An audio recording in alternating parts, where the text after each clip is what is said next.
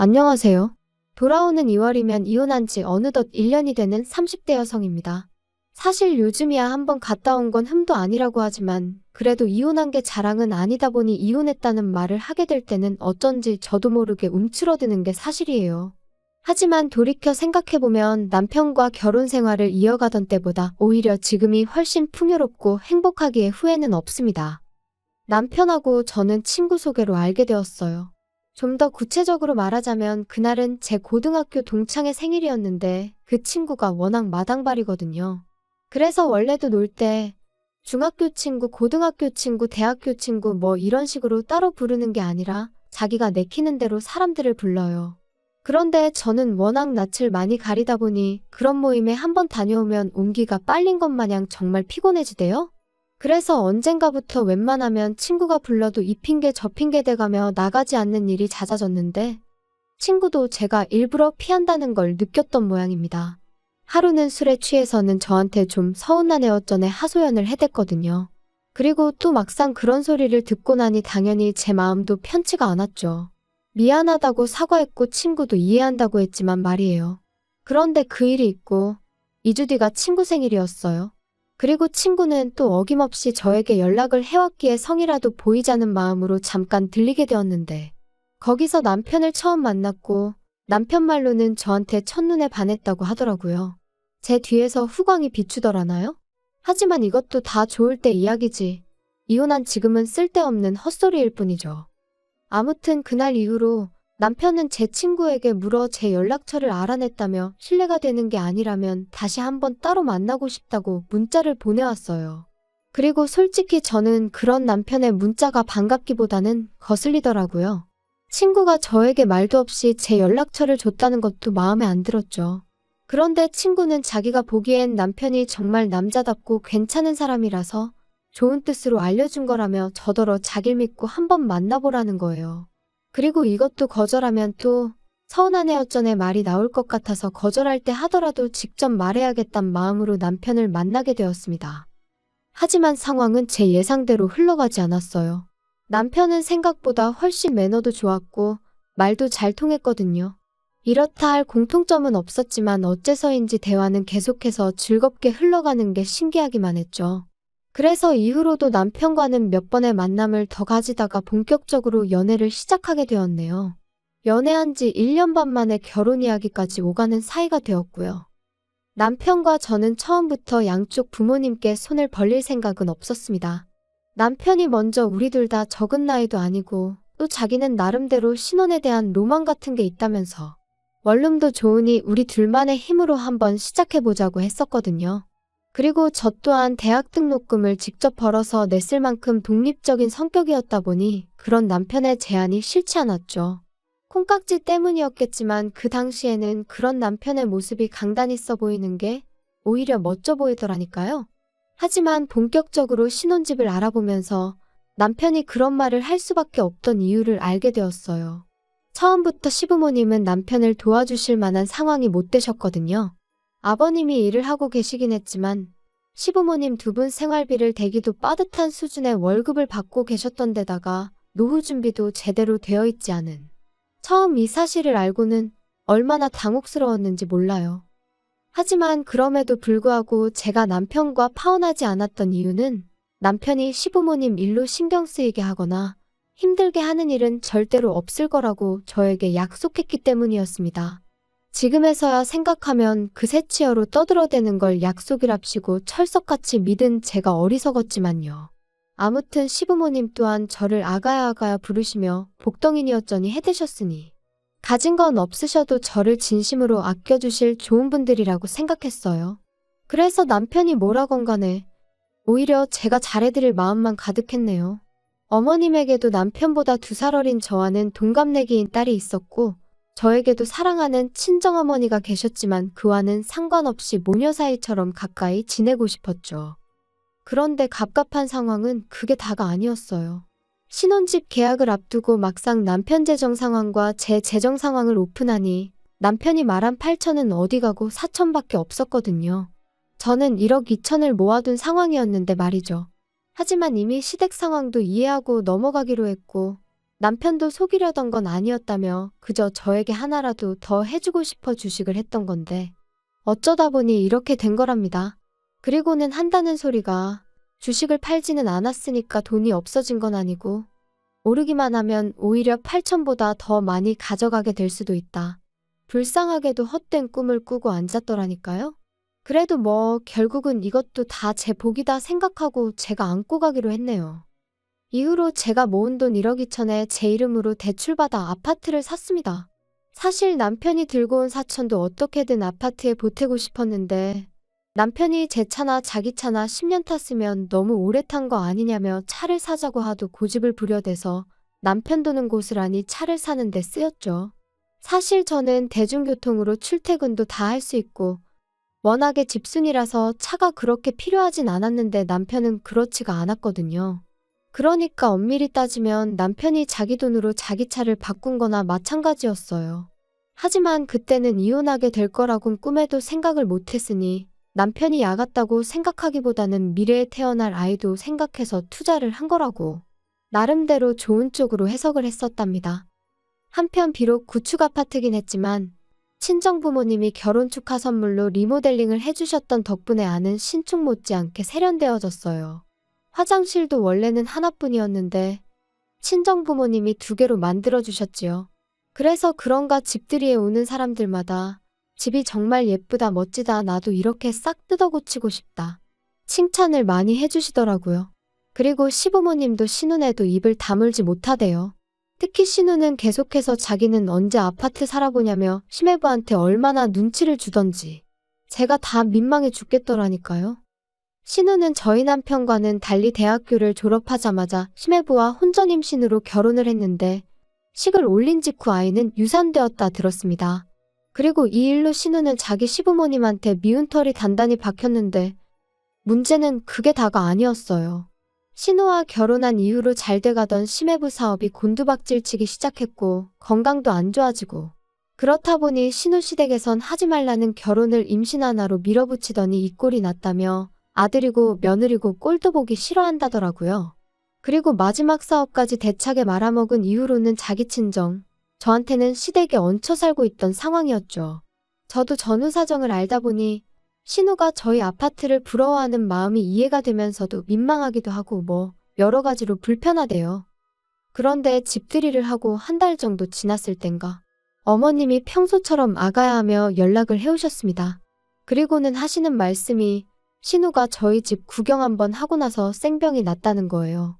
자기 팔자는 왜 이런 거냐며 울었다가 지쳐 잠들고 시름시름 앓는다며 보기 딱해 죽겠다 어떡하냐 하시는데 솔직히 너무 황당하고 어이가 없어서 뭐라고 대꾸를 해야 할지도 모르겠더라고요.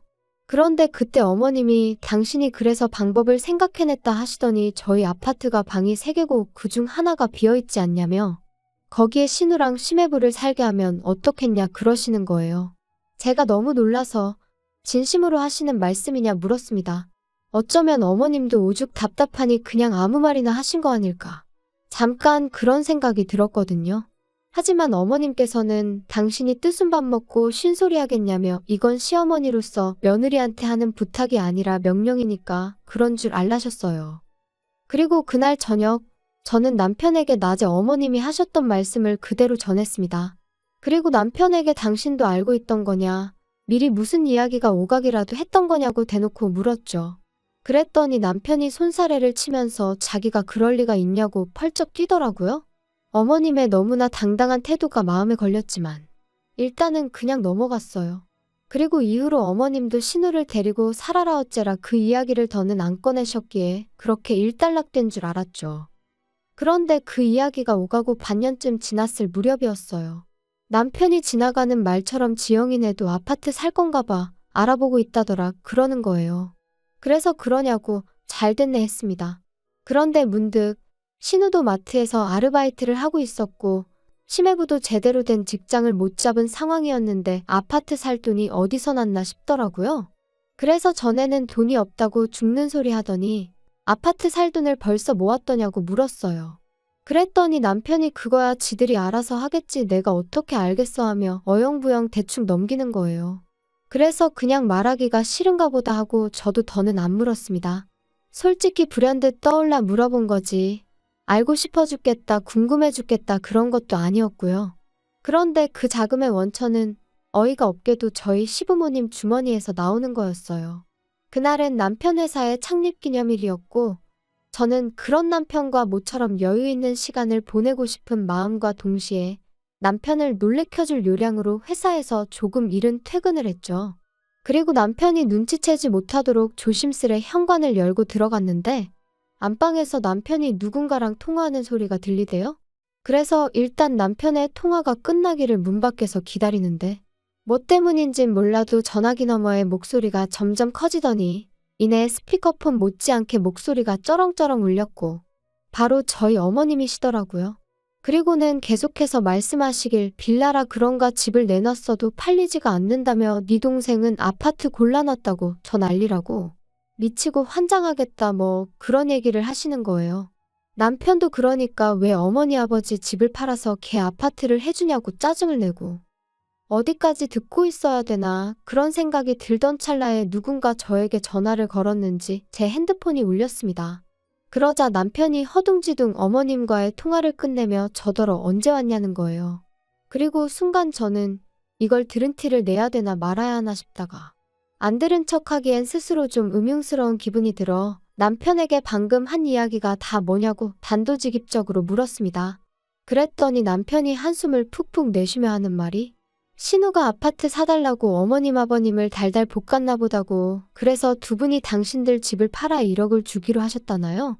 어이가 없어서 그럼 시부모님은 어디 가서 사시려는 거냐고 물었더니 남편이 하는 말이 자기도 모른답니다. 어머님이 갈 때는 정해져 있으니 걱정하지 말라고만 말씀하셨다고요. 그리고 며칠 뒤 남편이 어머님한테 이야기를 한 건지 어머님이 너도 이제 다 알지 않냐며 연락을 해오셨어요. 그리고는 그 일로 할 이야기가 좀 있으니 저희 집에 오시겠다 하시더라고요. 그리고 그렇게 시부모님과 저, 남편 4사람이 모이게 되었는데 어머님이 또 다시 아가야 하시면서 제 손을 당신 양손으로 꼭 쥐시고는 이번만큼은 정말 내 뜻에 따라줘야 한다 하시는 거예요. 그리고 저는 솔직히 신우 집 사는데 돈 보태줘라 뭐 그런 이야기를 하시려는 건가 싶어서 순간 확 예민해지더라고요. 남편도 저랑 결혼할 때 해온 거라곤 자기 차 바꾼 돈 4천이 전부인데 설마 저한테 돈을 달라시겠나 싶으면서도 말이죠. 하지만 어머님이 이어하신 말씀은 아예 차원이 다른 것이었습니다. 어머님께선 지금 사는 빌라 팔아서 신혼에 1억 주고 나면 당신 손에 남는 건 2천이 전부라며 그 돈을 저에게 주시겠다 하시더니 대신 안방을 내어달라셨거든요. 황당해서 그게 무슨 말씀이시냐. 저번에 신우 때도 말씀드렸지만 그렇게는 못 지낸다 했어요. 어머님이 왜 못 지내냐 하시길래 외고 말고 불편해서 싫다고 했죠. 구구절절 대라면 될 이유가 100가지도 넘었지만 결론은 불편해서 싫은 게 사실이었고요. 하지만 어머님은 계속해서 우기시기를 그래서 저한테 2천을 주신다는 거래요. 전세랑 비슷한 거라나요? 말도 안 되는 어머님의 억지에 이걸 하나하나 반박을 해야 하나 싶을 정도로 당혹스러웠습니다. 그래서 남편에게 무슨 말이라도 좀 해보라고 당신은 이게 말이 된다 생각하냐니까. 남편이 저더러 잠깐 이야기 좀 하자며 저를 방으로 끌고 들어가려는 거예요. 그래서 싫다고 여기서 이야기하라 했죠. 그랬더니 하는 말이 어차피 자기 장남인 거 알고 결혼하지 않았냐면서 시부모님이 늙고 병들면 모시고 살 생각을 못했냐대요. 어이가 없어서 지금 두 분 나이가 60대 초반인데 무슨 늙고 병들고 그런 소리를 하느냐고 받아쳤어요. 그랬더니 남편이 또다시 그럼 시부모님이 늙고 병들 때까지 기다리고만 있을 거냐는 말도 안 되는 헛소리를 하더라고요. 기도 안 차서 다시 시부모님한테 아니 집 한 돈을 신우한테 주셨으면 합가도 거기랑 하시는 게 맞지. 왜 저희한테 이러시냐 따졌습니다.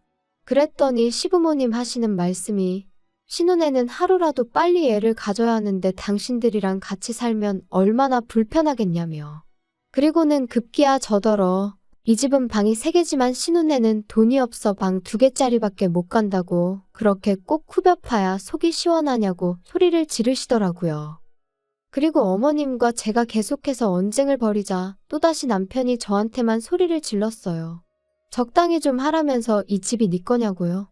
그래서 제가 그럼 내 거지 네 거냐 했습니다. 내 명의라고 대출도 나 혼자 갚게 해놓고선 그걸 까먹었냐고. 머리가 어떻게 된 거 아니냐 했죠.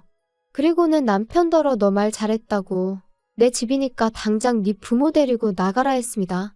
안 그러면 나도 내 친정 부모님 부르겠다. 경찰도 부르겠다. 한번 동네 시끄럽게 다 뒤집어 엎어보자고. 말 그대로 미친 엑스 마냥 악을 써댔지요. 그랬더니 시부모님도 남편도 그런 제 모습을 보곤 엄청 놀랬던 모양이 돼요. 저거 제정신 아니라며 도망치듯 나갔거든요. 그리고 결국 남편하고는 이혼했어요. 남편은 위자료니 뭐니 헛소리를 해댔지만 제가 뭘 잘못한 게 있어야 위자료도 주는 거지. 그래서 저는 남편더러 내가 너한테 받아내지 않는 걸 감사하게 생각하라며 네가 네 돈 주고 산 차는 안 뺐을 테니 그거나 먹고 떨어지라 했네요. 그리고 그렇게 한 달 만에 남남이 되어버렸습니다. 결혼에 이르기까지는 2년이 넘는 시간이 걸렸는데 이혼은 그 시간에 10분의 1도 걸리지 않는다는 게 새삼 우습더라고요. 한편 신우의 성화에 결국 시부모님은 빌라를 파셨고 신우네는 원하는 대로 아파트에 들어간 모양이에요. 그런데 그 이후로 지금까지 금리가 장난 아니게 올랐잖아요. 그때도 시부모님 돈 1억에 대출을 있는 대로 끌어왔다 들었는데 이러다 신우네 아파트 경매시장에서 보게 되는 거 아닌가 모르겠네요. 그뿐만이 아닙니다. 그런 와중에 신우네가 시부모님이며 저희 남편이며 나 몰라라 하는 바람에 결국 있는 돈 없는 돈 다 끌어모아 보증금 3천에 월세 70짜리 구해서 세 사람이 같이 살기 시작했다대요. 제가 뒷조사를 한 건 아니고 지금도 종종 남편이 자기 반성 많이 했다며 용서해달라고 죽는 소리를 해가며 연락을 해와서 알아요. 차단을 해놔도 자꾸 남의 핸드폰을 빌려서 그러는 건지 모르는 번호로 보내오니 어쩔 수 없이 알게 됩니다. 그러니까 옛말에 욕심이 과하면 화를 당한다더니 그게 정말 딱이라니까요.